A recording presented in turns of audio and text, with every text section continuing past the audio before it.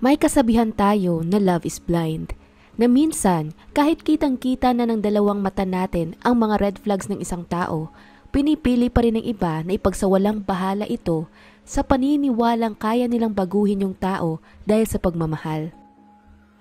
Magandang araw at welcome mga kakwentuhan.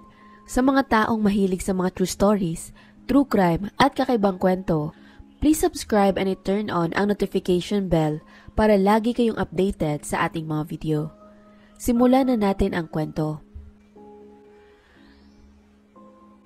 Sa bansang Scotland, may mahahanap kang isang maliit na syudad na tinatawag na Stirling. Tahanan ito ng humigit kumulang 38,000 katao at isa na doon ang babaeng nagngangalang Claire Inglis. Si Claire ay pinanganak noong taong 1993 sa kanyang mga magulang na si Ian at Fiona. Nagkaroon siya ng payapa at masayang buhay kasama ang kanyang pamilya nang halos wala masyadong alitan o pag-aaway. Nang may likas din na mapagmahal at maalagang personalidad, naging sobrang mahilig siya sa mga bata na ninais pa nga niyang maging isang childminder. Dahil dito, pagka-graduate niya ng high school, pumasok siya sa isang universidad upang mag-aral naman ng childminding. Nang hindi niya inaasahan noong Hunyo ng taong 2014, siya mismo pala ay magiging isang ina na din. Nagkaroon siya ng anak na lalaki at minahal niya ito ng lubos.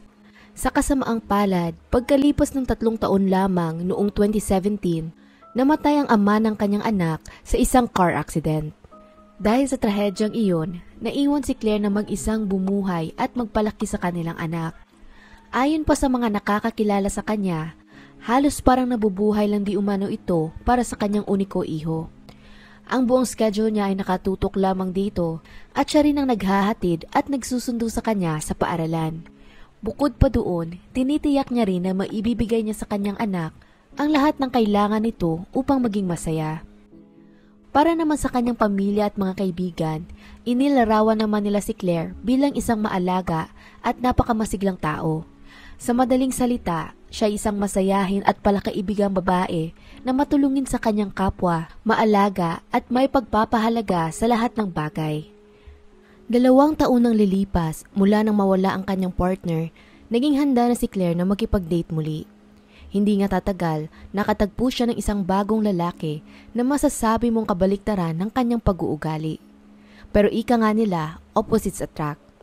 Kaya bagamat si Claire ay mabait at malambing na babae, nakatagpo naman siya ng isang lalaking magaling magtago ng kanyang tunay na kulay.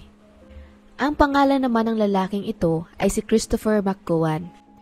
Bagaman kilala si Chris sa lugar bilang isang decorator at pintor, marami ang nag-iisip na ang tunay niyang propesyon ay ang pagbibilang ng panahon sa kulungan.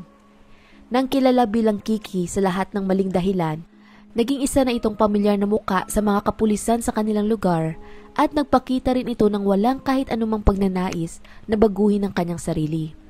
Sa murang edad na 14 na taong gulang, unang naranasan ni Chris ang lumabag sa batas nang siya ay makasuhan ng breach of the peace.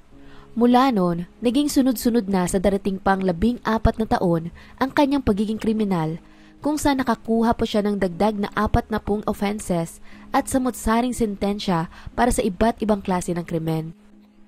Ilang halimbawa na lamang sa mga kasong ito ay shoplifting, paggamit at pagtutulak ng droga at pagbabanta ng isang pulis gamit ang kutsilyo. Sa mga patong-patong na kasong ito, parang masasabi mong tila ba may pangarap si Chris na talagang maipit sa criminal justice system at magpabalik-balik sa kulungan. Kaya nang may peklat sa muka at lokal na reputasyon bilang isang agresibong kriminal, marami ang nagulat nang nagkaroon sila ng relasyon ni Claire. Sa katunayan, pagkatapos ng mga pangyayari, marami ang naglarawan sa kanila bilang isang tisa at keso. Ibig sabihin, ganun kang magkasalungat ang kanilang mga personalidad at pag-uugali. Gayunpaman sa kabila nito, may malalim silang atraksyon sa isa't isa at doon nagsimula ang kanilang relasyon. Ayon naman sa ina ni Claire na si Fiona, naaalala pa niya ang unang pagkakataon na nagkita at nag-usap ang dalawa. Habang naglalakad di umano sa syudad si Claire, sinigawan siya ni Chris sa kalsada at noong panahong iyon, nakaramdam pa siya ng ginhawa na makalayo sa kanya. Kaya nga laking pagtataka na lang nila kung paano sila nagkatuluyan sa sumunod na mga buwan. Nasa halos sandaling panahon lamang, waribay sobrang in love na ang dalawa sa isa't isa. Dahil dito, sa kabila ng mga pag-aalinlangan at pangamba na ipinahayag ng kanyang mga kaibigan at pamilya, nanatili si Claire na matatag sa kanyang paniniwala na isang mabuting tao si Chris. Ang nakakalungkot pa nang ipinahayag ng kanyang sariling mga magulang ang kanilang pagtutol, pinaliwala niya lang din ang mga payo ng mga ito, nagsasabing masyado lang daw silang madrama. Nanindigan din siya na malaki ang kumpiyansa niyang darating ang araw na tuluyan ding magbabago ang nobyo. October 3, 2021, dito na nag-update si Claire ng kanyang status sa Facebook para i-post na in a relationship na siya.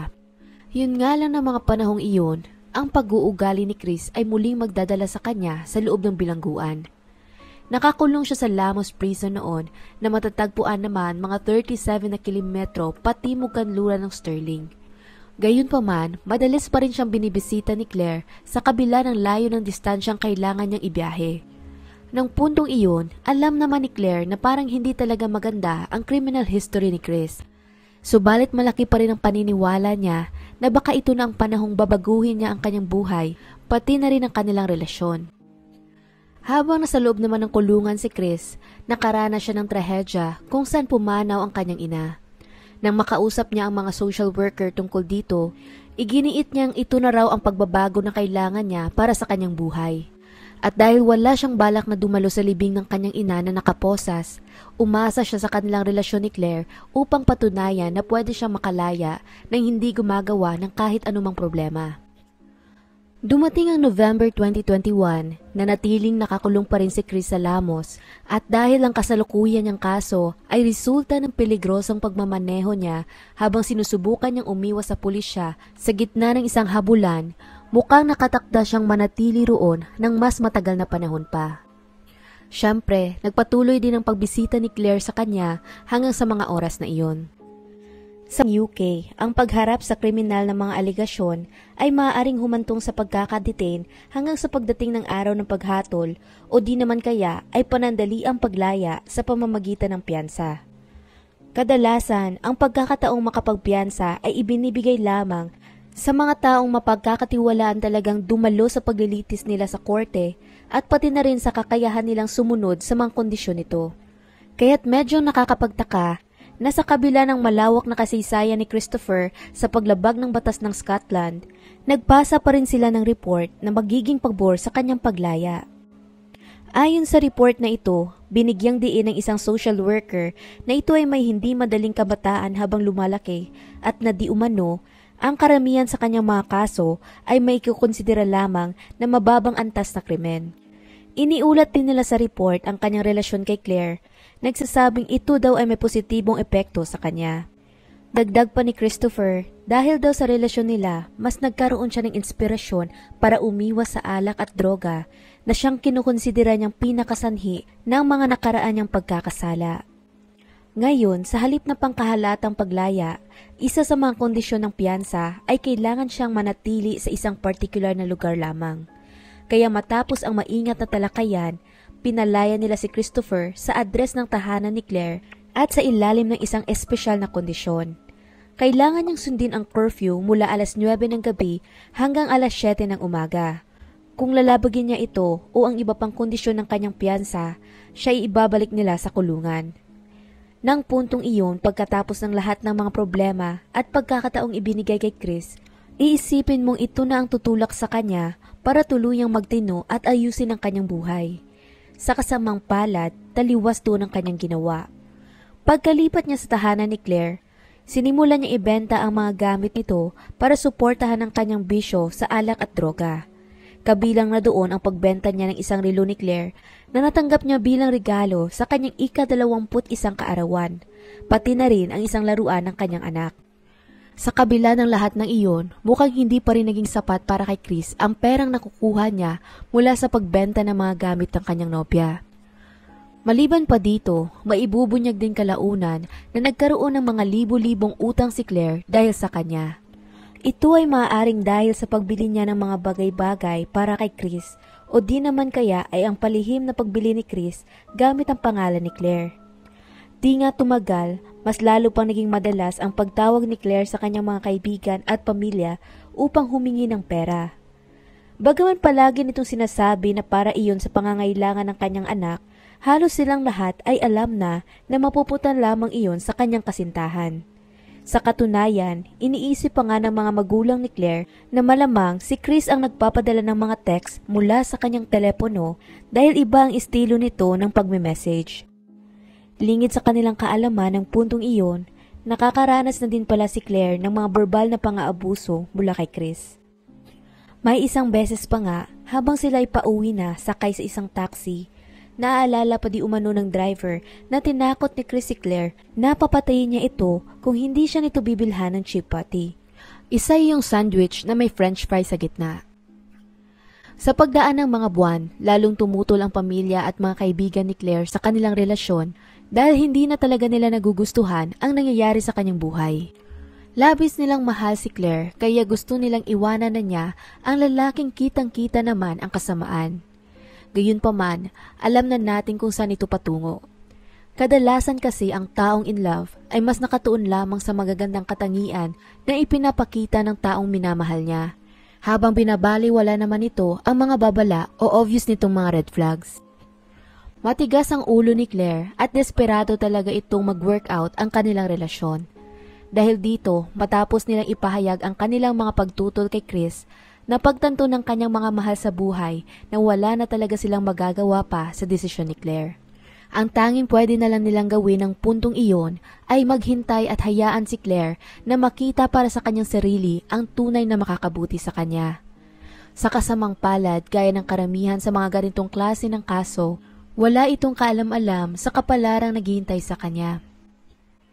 November 28, 2021, muli na namang lumapit si Claire sa kanyang ina para humingi ng pera para di umano sa kanyang anak. Gayunpaman, kahit anong pang gawin itong pakiusap, hindi na pumayag si Fiona sa kanyang hiling. Upang panindigan pa ang pagtanggi niya, inon niya ang do not disturb mode sa kanyang telepono para hindi na siya makatanggap ng mga notifications sa dumarating na mga mensahe. Base sa kanilang karanasan dati, alam na ng mga magulang ni Claire na hindi itong magiging katapusan ng mga bagay-bagay. Dahil pagkatapos nun, naging sunod-sunod naman ang mga mensahe at tawag na kanilang natanggap mula sa anak. Ang hindi nila alam, ito na pala ang huling pagkakataon na pwede pasanan nila itong makausap. Kinagabihan, namataan naman sina Christopher at Claire na nagiinuman sa sentro ng syudad ng Sterling. Siyempre ang ibig sabihin din ito, malinaw na nilabag ni Christopher ang isa sa kondisyon ng kanyang piyansa. Pagkalipas ng ilang oras, naunang bumiyahe si Claire pauwi sa kanyang tahanan, pero bago yun, nakuhanan siya ng isang surveillance camera na pumasok sa isang tindahan sa Bannockburn Road. Medyo malabo ang footage, subalit makikitang ito ay bumili ng mga iilang bagay sa shop at agad ding lumabas ng pinto pagkatapos. Kinabukasan mga bandang alas 5 ng umaga, bigla na lang nagising ang dalawang kapitbahay ni Claire mula sa sigaw ng lasing na si Christopher. Halos hindi daw ito makapagsalita ng maayos pero ang naintindihan lang nila, ginising sila nito dahil mukhang napatay daw niya si Claire. Dahil doon, agad naman silang tumakbo patungo sa kabilang bahay at pagkapasok nila sa loob, bumungad sa kanila ang isang kagimbal-gimbal na eksena. Si Claire ay nakahiga sa sahig ng kwarto, duguan at mukhang nasa malubhang kalagayan. Sinubukan pa nila itong i-CPR habang tumatawag naman ang iba ng ambulansya. Yun nga lang sa kasamang palad, naging klaro na sa kanila na huli na talaga ang lahat.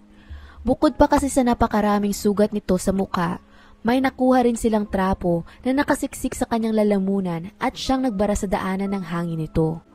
Kaya sa kabila ng pagsisikap ng mga paramedics na iligtas ang kanyang buhay, ang kapalaran ni Claire ay tiyak ng tapos. Siya ay sadyang pinatay at maliwanag para sa kanila na si Christopher ang sala rin sa krimen. Dahil doon, agad siyang inaresto at sinampa ng kasong murder ng parehong araw ding iyon. At hindi na nakakagulat na itinanggi niya ang anumang pananagutan sa pagpatay kay Claire. Ayon pa sa kanya, aksidente lang di umanong na-overdose ng Valium ang kanyang nobya at nahulog ito sa hagdan na aniya ay nagpapaliwanag sa napakaraming sugat sa kanyang muka. Buti na lang dahil sa matagal nang hindi maganda ang reputasyon niya sa batas, walang sino man ang naniniwala sa kanyang kwento. Sa katunayan, ang lahat ng kaibigan, pamilya, at kahit pang mga hindi kakilala ni Claire ay naniniwala na siya nga ang pumatay dito at kailangan niya iyong pagbayaran. Pagkasimula ng paglilitis sa High Court ng Edinburgh sa ilalim ng pangunguna ng hukom na si Michael O'Grady, inilantad nila sa publiko ang mga nakakakilabot na detalye ng mga sugat ni Claire. Ang mga ulat ay nagpakita din ng napakaraming detalye ng karahasan at nag-iwan ito sa mga tao na nasa korte ng trauma at takot. Si Claire ay nagdusa sa matinding trauma kung saan ang parehong mga mata niya ay nangitim na dahil sa mga natamo niyang sugat. Dagdag pa doon, isang screwdriver din ang ginamit ni Chris upang saksakin ang mukha nito. Sa kabuuan, mahigit sa 70 o 70 na iba't ibang sugat ang natamo niya noong gabi lamang na iyon. Kasama na doon ang mga paso na dulot ng lighter, pagsakal at ang persahang paglagay ng basang pamunas sa kanyang lalamunan. Kinilala din nila na ang opisyal na sanhi ng kanyang pagkamatay ay strangulation. Sa panahon ng mga legal proceedings, mabusising idinukomento ng korte ang bawat kilos ng karahasan na ginawa kay Claire noong gabi ng krimen.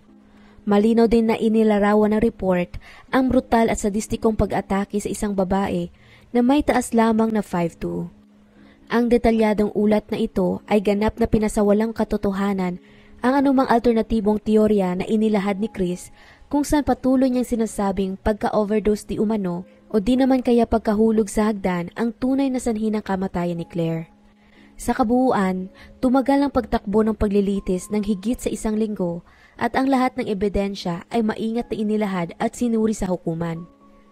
Nang dumating ang oras para magbigay na ng hatol ang mga hurado, inabot lamang sila ng 2 oras upang makabuo ng desisyon. Sa huli, idineklara ng korte si Christopher McCowan na guilty sa pagpatay kay Claire Inglis.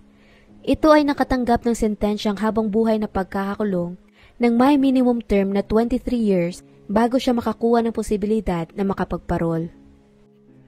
Ang nakakatakot at matagal na pang-aabuso kay Claire na siyang nagdulot sa kanyang kamatayan ay ginawa ng isang masamang tao na hindi karapat-dapat na mabuhay sa isang marangal na lipunan. Gayunpaman, ang tanong din ng lahat ng puntong iyon, bakit ba kasi ito hinayaang makapagpiyansa noong simula pa lamang? Ano ang nag-udyok sa judge para hayaan siyang makapagpiyansa sa kabila ng kanyang criminal history? Ito ang tanong na gumugulo sa isipan ng mga tao, lalo na ng pamilya ni Claire. Dahil pa nga sa kontrobersiyang iyon, maraming support groups ang nagrally para hilingin na mas higpitan pa ng gobyerno ang pagpapahintulot na makapagpiyansa ang isang kriminal. Samantala, inalarawan naman ng ina ni Claire ng perpekto ang trahedya sa pamamagitan ng pagsabi na laging inaasahan ng kanyang anak ang pagbabago ni Christopher. Totoo namang nagbago nga ito pero sa pinakamasamang paraan nga lang. Siya ay naging isang mamamatay tao. Si Claire ay isang babaeng puno ng kasiyahan at pagmamahal na tinuon ang kanyang buhay sa pagpapalaki ng kanyang anak. Pero ngayon, ito ay lalaki ng hindi kasama ang pareho niyang mga magulang at marahil araw-araw din itong magtatanong kung nasaan ang kanyang ina. Sa kasalukuyan, ang kanyang anak ay nasa poder ng kanyang mga magulang at sila ay naatasan na mag-alaga rito hanggang sa siya ay tumungtong sa edad na 18 years old. Sa kasong ito, sana matutunan natin na hindi bawat pagkakataon, hihintayin natin ang isang tao na magbago. Lalo na kung ipinapakita naman ito na wala talaga siyang interes na gawin iyon. Walang masama sa paniniwalang may kabutihan sa puso ng sinuman, pero hindi din ibig sabihin nun magbubulag-bulagan na lamang tayo sa katotohanang ipinapakita nila sa atin. Kaya palaging makinig sa ating mga mahal sa buhay, lalo na sa ating mga magulang, lalo pa kung kabutihan lamang naman natin ang kanilang iniisip. Higit sa lahat, palagi mag-ingat sa kung sino man ang inyong pinipiling pagkakatiwalaan at papasukin sa inyong mga tahanan. At hanggang dito na lang ang kwento natin para sa araw na ito. Anong masasabi ninyo sa kaso? Kung nagustuhan nyo ang video na ito, maaari mong i-check ang ating channel para sa iba pang mga kwento. Muli, salamat sa inyong pakikinig at hanggang sa susunod mga kakantuhan.